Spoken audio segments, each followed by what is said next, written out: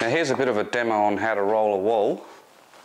Whenever you're rolling or painting walls, one of the first things you want to do is to cut it in and then roll. Now it's okay for first coats or primer coats to cut it in, to roll it first, but with final coats you must always cut it in and then roll it. Okay, so now we'll start our rolling. Now when you're rolling the wall, make sure you've got plenty on your roller. Always start approximately half a roller width away from the corner. Roll down, definitely not to the bottom, and then roll back up. And once again, don't roll all the way up the top. Then spread that paint out. I still haven't gone to the top as yet. There's plenty of paint on the roller, so I'll just spread it out. And once you're happy that there's not a lot of paint left, that's when you can go right up to the top. Then right down to the bottom.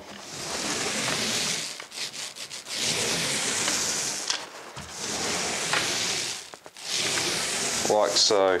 Now that's sort of rolled out, but I'll actually do one more dip. Now once again, I'll start roughly a roller width away from where I've just rolled. I'll spread the paint out a little bit,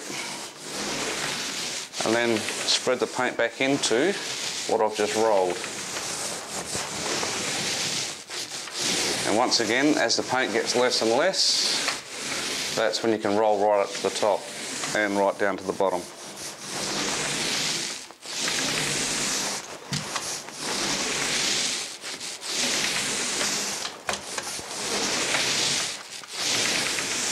Okay, now I'm obviously left-handed, so I always work from left to right, but if you're right-handed, you'll probably want to work from your right to your left. Now I'll lay it off. Now I always start at the bottom, I roll up, and then come back down.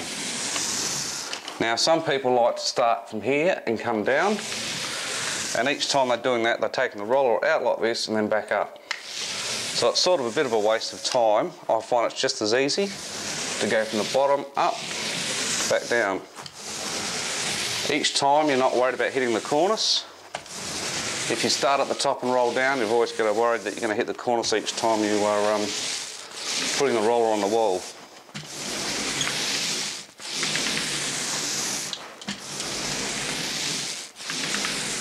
So now I've got to there.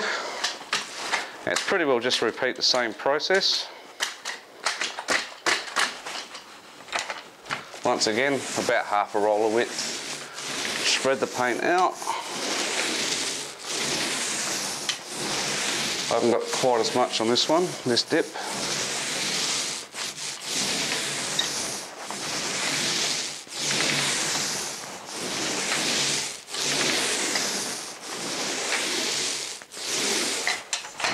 Just move my roller tray.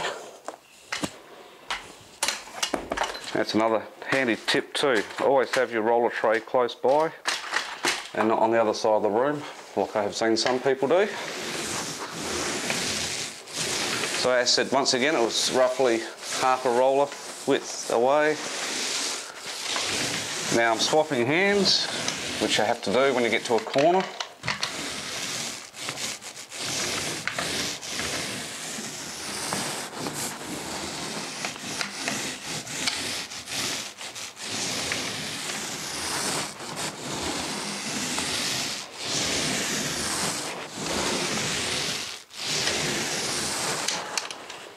Okay, so now I've got to roll it all out. Now there's two ways. Some people will like to go back from that corner back into what I've just done.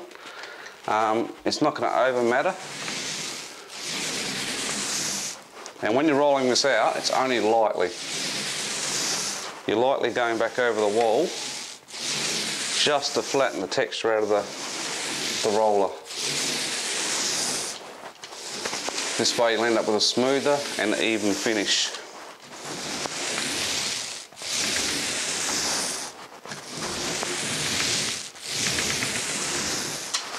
Once again, I'll swap hands.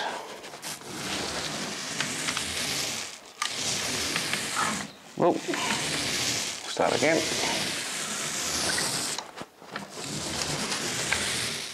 And there you go. That's pretty much how you roll a wall. Just another little tip that I forgot to mention is when you're rolling your walls, you'll notice how I was rolling in little sections. I rolled actually 2 and then I rolled back over it.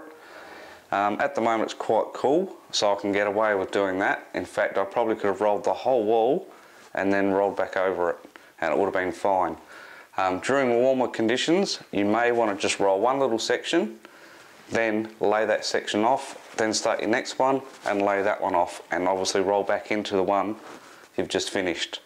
So yeah, it's just a little tip I've got to tell you, because obviously depending on weather conditions will depend on how you paint the wall.